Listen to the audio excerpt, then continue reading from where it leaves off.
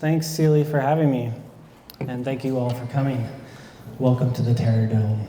That's what it feels like up here a little bit.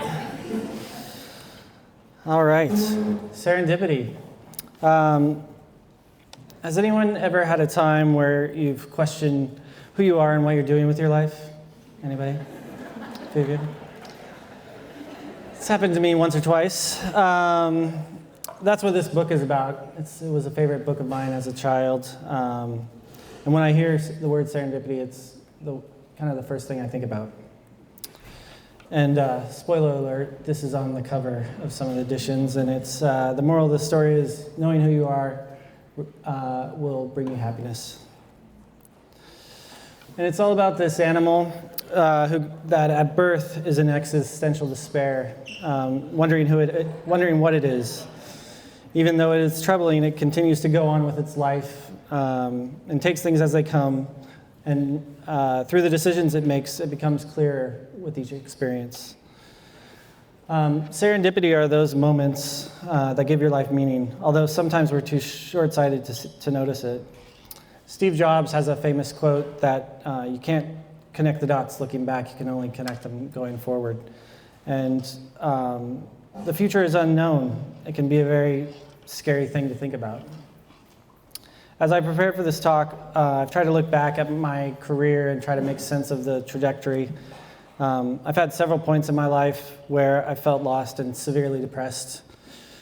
And it's always been these self-initiated projects that I've done about things that I love that have pushed me forward and led me to an unexpected place of growth. So I'm originally from this place, Longview, Washington. Anybody? No? Small town, yes. And I find it ironic because for most of my life I've kind of taken the short view on things. And I think that's part of the reason I've struggled with depression is that I haven't been able to visualize the bigger picture or to see the long view, if you will. And my first memory of this internal struggle was in my freshman year of high school when I was blinded by a BB gun. Unlike Arnold, I wasn't wearing glasses at the time, so they were able to save my eye, but I could no longer see out of it, leaving me literally short-sighted. To give the metaphor even more emphasis, my eyeglass prescription is for nearsightedness as well. I couldn't finish my freshman year, and I had to have 2 laser surgeries at OHSU, and then I had to stay lying down in bed all summer, basically, while my mom gave me what seemed like hundreds of medicated eye drops each day. And to this day, if I ever have to put in an eye drop, I can still feel my mom's fingernails holding my eye open.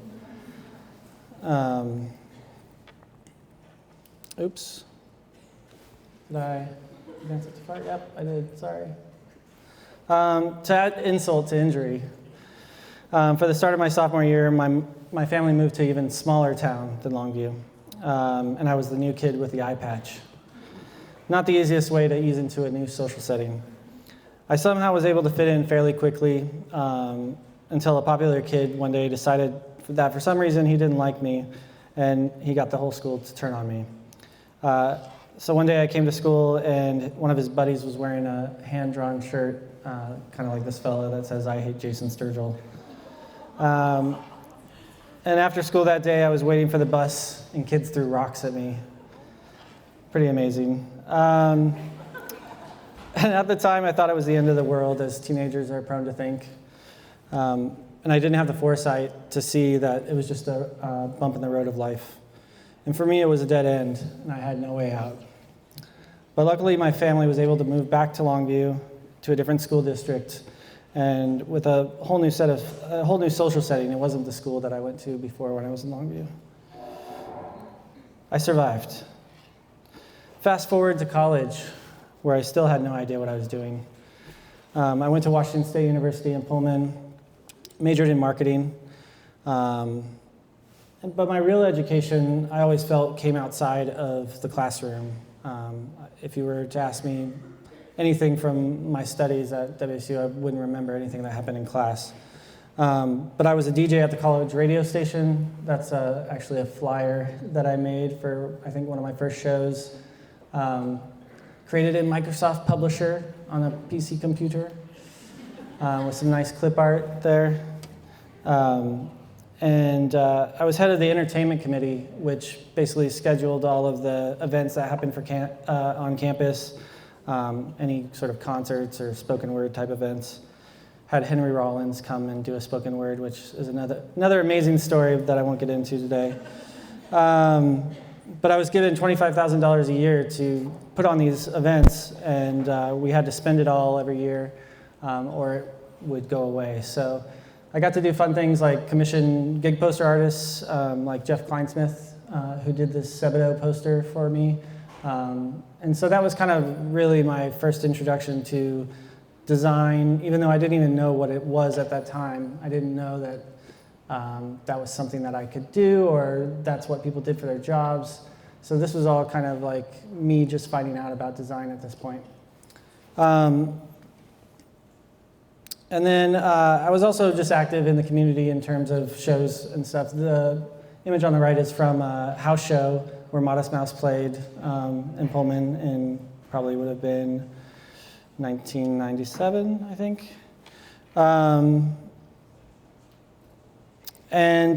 So at that point, I was super into that show, asked them if they want to play for the university for a bigger show than more than the 20 people that were at the house show or whatever.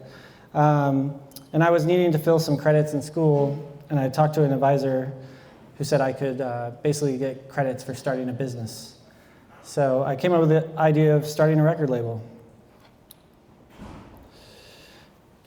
Oh yeah, in April of '97, I asked Modest Mouse to come back to Pullman and open up for Built to Spill. And this is the poster that I commissioned Mike King, who was living in Portland at the time, to make for the show. Modest Mouse opening up for Built to Spill with 764 Hero. And it was in the basement of the student union, which had a capacity of 150 people. So there's actually more people here today than were at that show. And it was here that I asked Isaac from Modest Mouse if he'd be interested in putting out a 7-inch record. And for some reason he said yes, and I actually had to figure out how to get it done. So as a DJ at the college radio station, I was finding out about all these new labels that I hadn't heard of before, and bands, and Double Agent Records was one of my favorite indie labels at the time.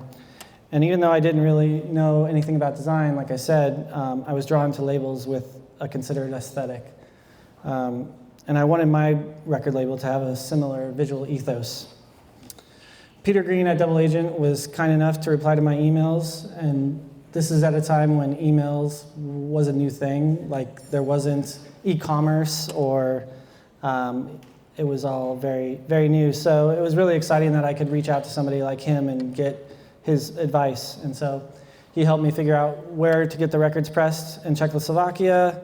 I got a personal loan from my hometown credit union and a P.O. box, and I was in business. And so this is the record that we put out. I worked with Jeremy, the drummer, on the artwork. He did all of the illustrations on the cover and the back. And I laid it all out in Microsoft Publisher. Again, great piece of software. And I spent the summer before my senior year sourcing all the production. I found a screen printer here in Portland that was able to screen print on the vellum. And I mailed the artwork to the factory in the Czech Republic, along with a swatch from my favorite baby blue shirt, so they could match the color to the vinyl, which is amazing that I actually had to like mail a physical package of artwork. And they matched the vinyl color perfectly, but they screwed up on the labels. So they were actually reprinted the vinyl for free, and I got a whole another set of 500 records. And they even let me update the artwork, because after I got the first one back, I realized I really did not like how big that target was. And yeah, so fixed that, printed it in silver. And then since I had 500 extra records, I hired a PR firm to send it all out to college radio and magazines to promote the record. And another thing I made for the record was this little postcard insert that people could write me and get on a mailing list. And it was super fun getting these back and seeing the different comments. There was one guy who said something about, like, if you keep on putting out records like this, I'll get your logo tattooed on my arm. And it's also funny looking back at this now and seeing the insane tracking that I have on this paragraph on top. And so by the time the postcards started coming back, I was living in downtown Portland on Southwest Alder Street. This apartment, as a matter of fact. How emo is this photo? So yeah, this is that apartment, which was a tiny studio apartment with a Murphy bed that folded into the room and took up the whole apartment. But it was $450 at the time, which probably sounds like a steal now. Probably go for something crazy. But I had to have 2 jobs to pay for it, which included working at a telemarketing agency, which if anyone's ever worked at a telemarketing agency before, I'm sorry. It's an awful job, and it was pretty demoralizing. And it was at this point where I was realizing what I really wanted to do was be a creative. After starting the record label and doing this stuff, that was the thing that was fun for me. But I didn't have a portfolio. And of course, like every young creative that comes to Portland, my goal was to work at Wyden. But without a portfolio or anything to really show for it, I couldn't get in. So I worked at a lot of kind of just smaller agencies in town for a little while, jumping around from shop to shop with internships and entry-level jobs. I actually even interned in the mailroom at Wyden once, which was an interesting experience. It was the time that I figured out that you don't wear anything but Nikes to a place like Wyden. And so while I was struggling with figuring out my career, I was staying grounded with music, and I wanted to put out a second release.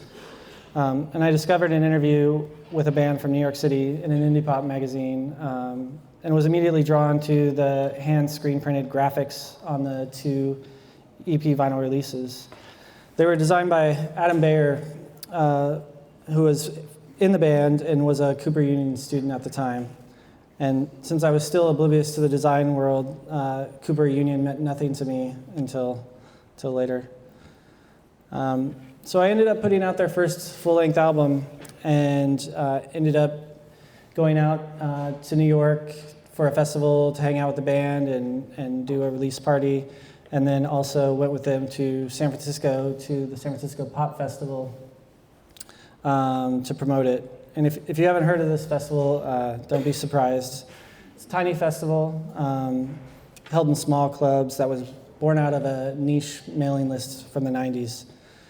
But there were 2 very unexpected results that came from all of this happening. The first one is this item right here, which is the first time I met Sarah Anderson. This is actually the exact moment we met, which is still one of my most favorite photographs. And most people that work here at Instrument know her as Sarah Sturgill now. Yeah, claps for that. She's actually the thing that keeps this all together as well. And I would end up proposing to her in the exact same spot 4 years later. So the second thing that came out of that was Adam from the band ended up getting a design job at Wyden. He moved out to Portland. He actually lived at my mom's house for a little bit, which was interesting. And so he was able to get me an interview when an opening came up that I was somewhat not really qualified for, which was working as an interactive producer. And that was kind of Wyden's first stab at trying to do anything interactive. So there was only a small team of us. There was like 10 people. And this photo bomb with Dan Wyden in it is from my first agency holiday party that I don't really remember very well for some reason. And so even though I was at Wyden, sort of the dream place where I always wanted to be, I still wasn't doing any creative work. So I needed to fill that creative void. And I started an online art gallery called The Worst Gallery, spelled like the sausage, of course. And it was an excuse to reach out to some of my favorite artists at the time.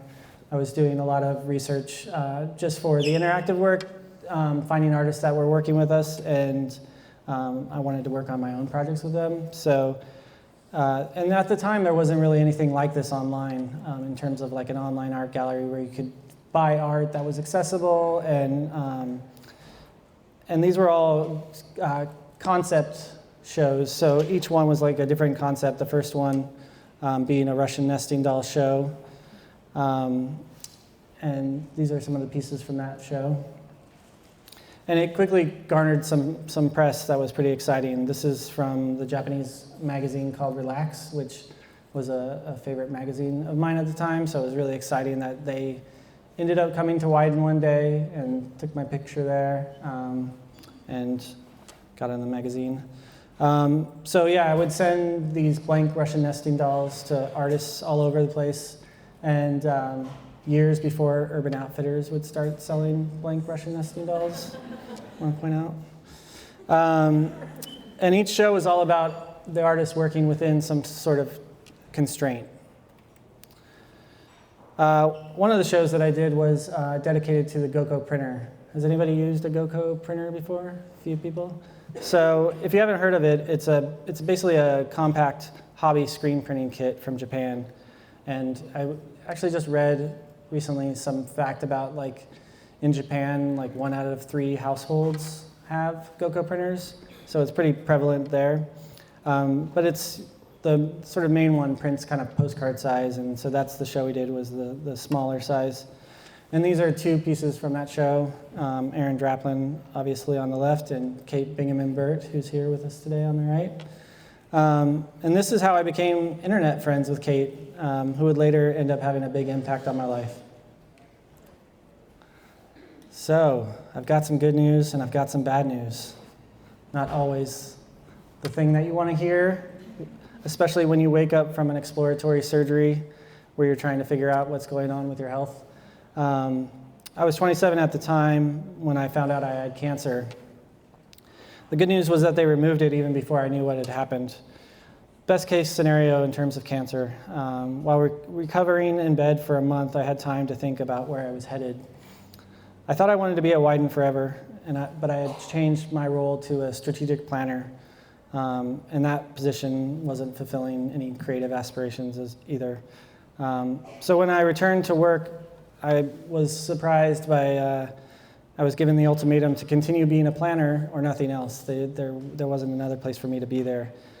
So I quit on the spot without a plan of what I was going to do next, just knowing that I wanted to do something more creative with my life. And so I went to community college to brush up on my self-taught skills, which I had at that time, and I got a job freelancing at Dark Horse Comics doing production design.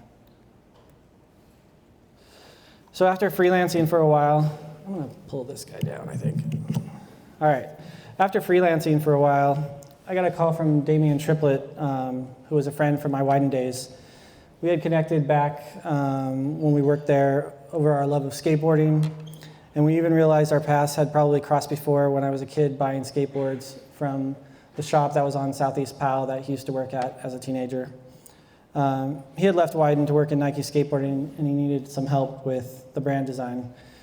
It was a super exciting time for me. I got to meet some of my childhood heroes and work on things like the first Nike skate film. This is actually, the picture on the right is from the premiere in LA that we got to do. That was super fun. And Damien had also been one of my recurring artists for the gallery shows that I've been doing. And while I was at Nike, I was in the midst of putting together the biggest show that I had done up until that point, which was the Westminster Dog Show. It was 154 artists from all over the world, each artist representing a different breed of dog from the Westminster Kennel Club. And it was also an exhibit. I didn't always exhibit the stuff in person, but this was a show that I did. I have no idea why that I wanted 154 pieces to come into the mail. There was actually a giant piece. I don't know if you can see it here, but there was like a 6-foot-tall plush doll dog that was shipped from Australia. That was an interesting one to figure out how to hang. And this was the first event that had happened at the Cleaners at the time, and so they had no sort of gallery exhibition system or anything, so we actually figured out making these hanging walls so we could accommodate all the pieces. But as you can imagine, with that large of a show, I got burned out of doing gallery shows, and Nike ended up becoming my full-time job. And at Nike, I eventually switched over to working on apparel graphics. It was an awesome opportunity where I could still work with all the artists that I've been meeting through the Worst Gallery, and I was able to hook them up with jobs that actually paid a decent amount of money, and that were giving them exposure on an international scale. This is a piece by Jesse Hybert from Seattle that was used for the Danny Cass Pro Boot. And after 3 years of the corporate world experience, that started to take its toll on me, and I began to have a nervous breakdown. I was about to become a dad for the first time, and I started to have an existential crisis. I felt like a giant cog in a machine, and that didn't align with my anti-capitalist mindset at the time, and resulting in severe cognitive dissonance. Again, I quit with no idea of what I was going to do next. My brain went on strike without a plan B.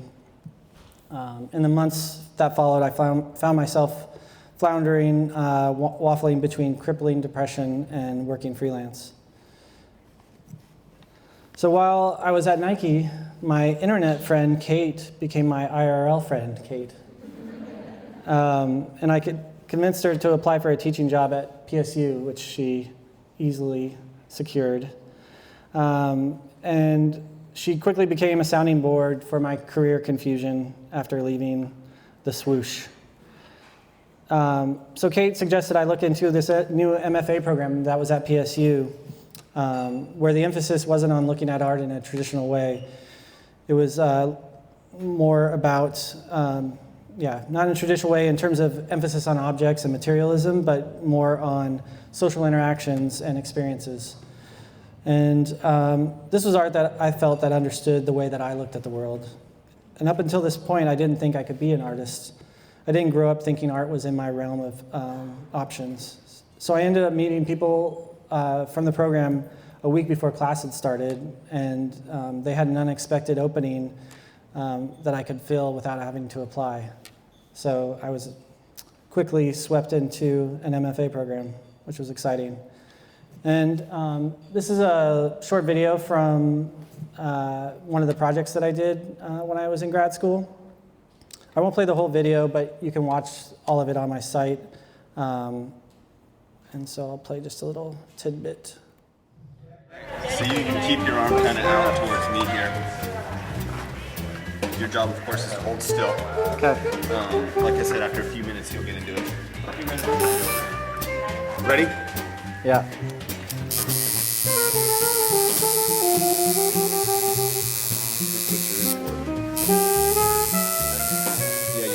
I chose 12 different artists in town, including myself, to go into the museum and create drawings based off of pieces that they were inspired by.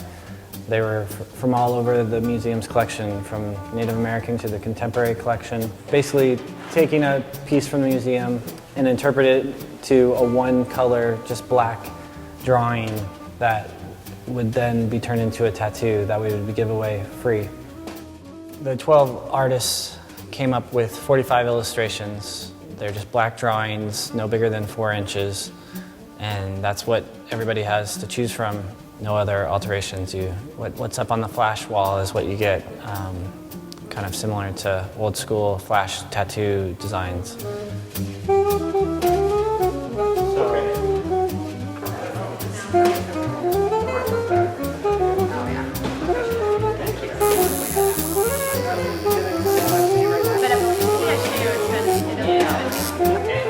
Yeah. Yeah. Have you seen the original that it's based off of? Yeah, yeah.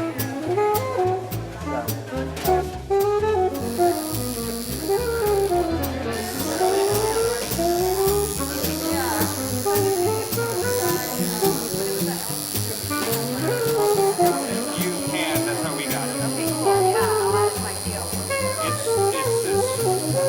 I mean, I didn't know anything about it. I don't even know. All right. So, grad school was amazing. Thanks. It was a super fun project, and I got to work on lots of other projects while I was there that kind of utilized this, the work that I had done before, kind of working with my friends that were artists and people that I always wanted to work with. It was interesting actually doing that project and approaching the tattoo artists as a guy that had no tattoos and saying that I wanted to put artwork on people, and they were like, "No way, you're crazy."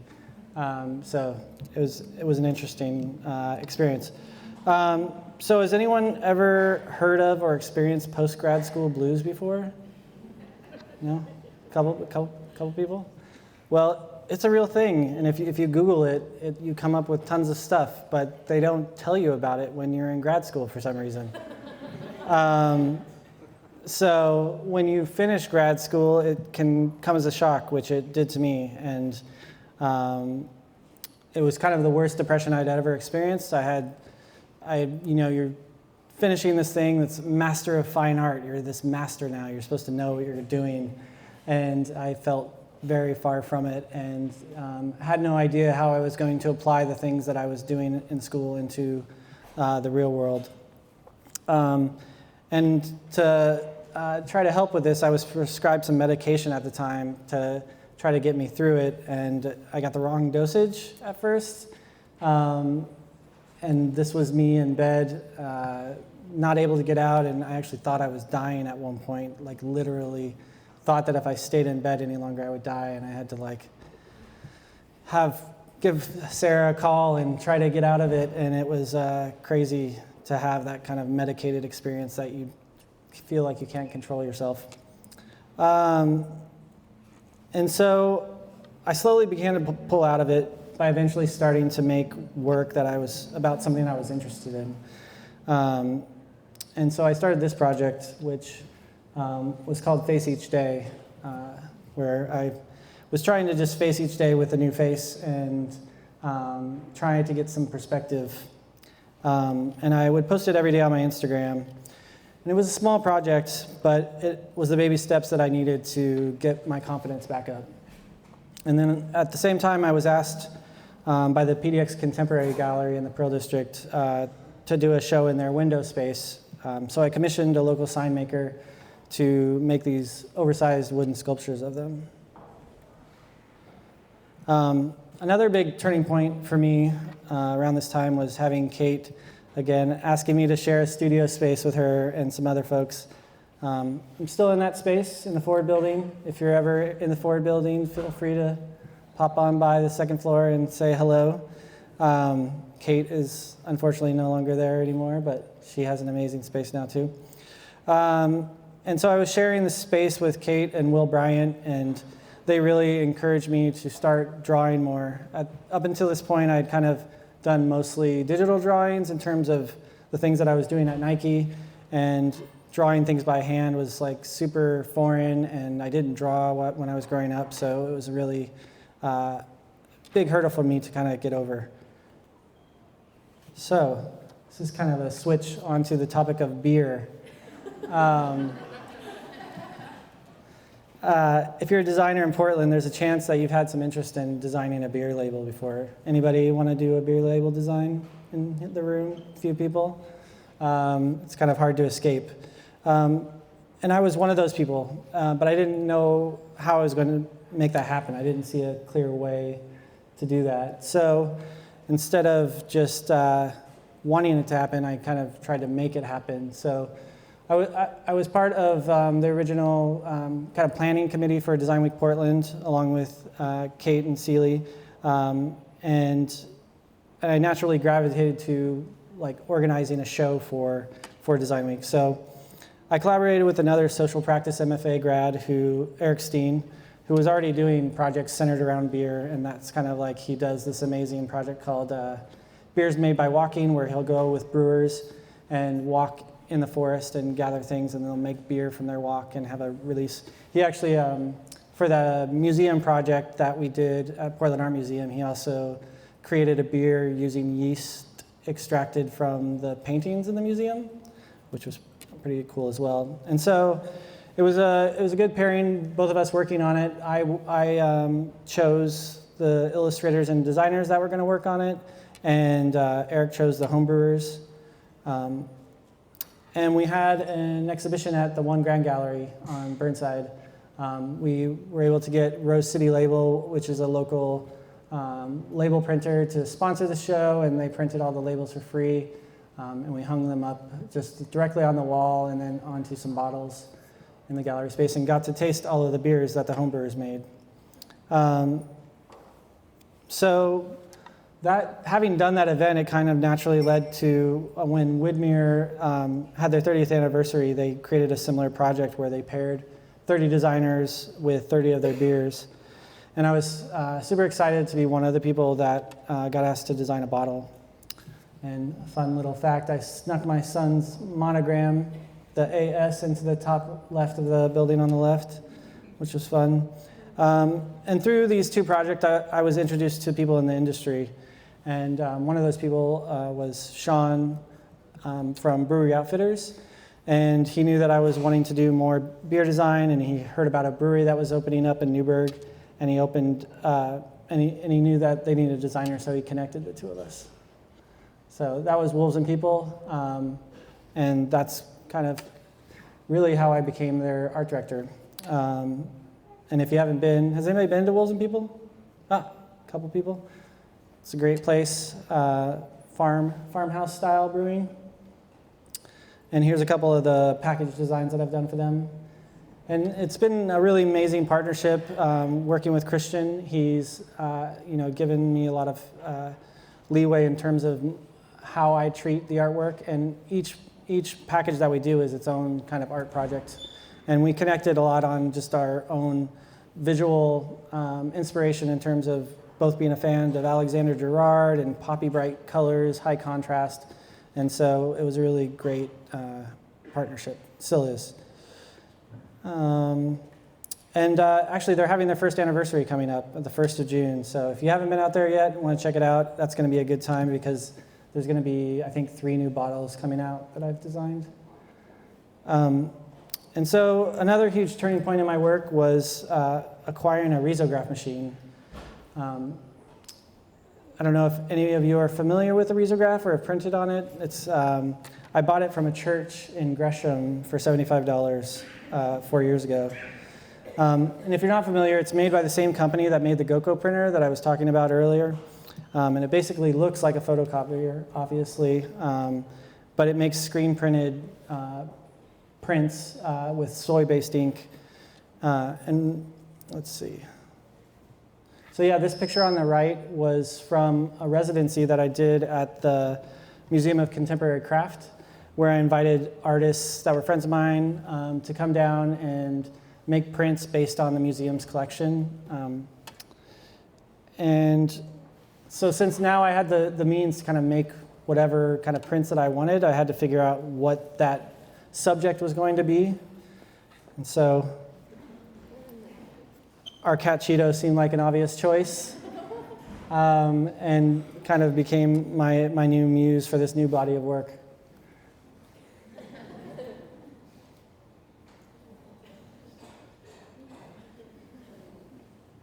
And so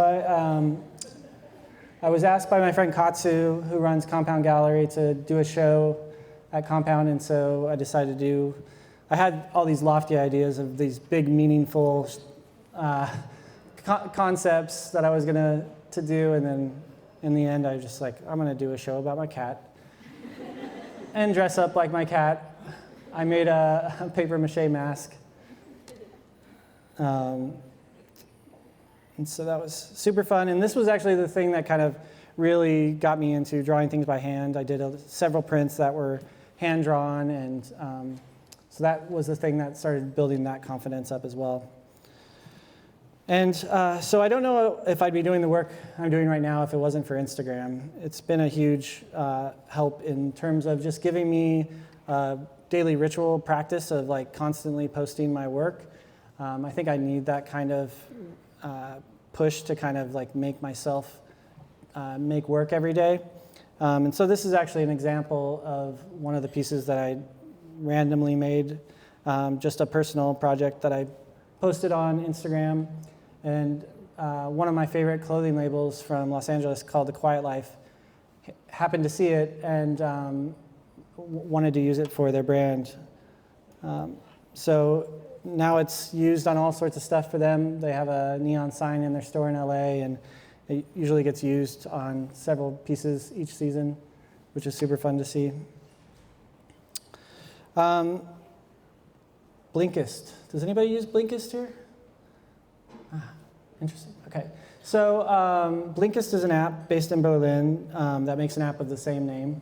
And it's an app that condenses nonfiction books to 10 to 15-minute audio recordings or reads. You can read them. And when I discovered the app, I quickly became a fan. And I approached the company just by like sending a general email to their info @ or whatever to see if they would be interested in sponsoring me as an artist. I've always been interested in this idea of artists being artists in residence at places that you wouldn't expect. I think it really brings out a new perspective that comes to wherever you're doing it. So I've done a few of these residencies, and it's always been super fun. But so in exchange for a free account, I began making drawings inspired by the books. And I kind of skipped ahead. So this is one of the drawings that I did that I posted to my social media accounts. And it was inspired by the book Do the Kind Thing by Daniel Lubetzky. And then one day I got an email from Blinkist. They were super happy with these posts that I was making. And they asked if I would be interested in going to Berlin to be an artist in residence there. So they didn't have to ask me twice. And this is a quick little video that they made about that experience. Yeah, a lot of the work that I've done has been, just telling somebody that I like what they do, and then that turns into collaborating. I found out about Blinkist at the end of last year or the beginning of this year and was so excited about it. I contacted Blinkist just sort of through the general email and asked if they'd be interested in sponsoring me as an artist in terms of that I would do drawings based on the blinks. I didn't grow up drawing, and it wasn't until after I worked at Nike that I sort of took the step in like trying to draw things myself. I'm really inspired by architecture a lot of the time. I see a lot of expression in them, and it's fun to translate those into drawings that are even more expressive. I always realized that the things that I learned the most were the things that I was doing outside of school. I was doing things like starting record labels and putting on events, art shows, and those were the things that really made me gain skills in terms of like I was learning design by designing posters or designing records. And I think that's how most people should treat their education. It should be driven by yourself internally. You can just make your own opportunities. You don't have to wait for anybody to give you permission. If you just reach out to people, you'll be surprised at the kind of support you'll get.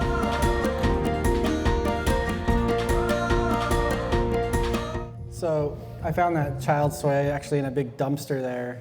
And the girl that was shooting the film thought it would be really funny to utilize it. And also that kebab house that I did the drawing of was a really funny experience because we were just getting footage and I was drawing the kebab house and the guy came out and was like yelling at me. He was like not understanding what we were doing. They're like filming me and I'm drawing and looked very angry.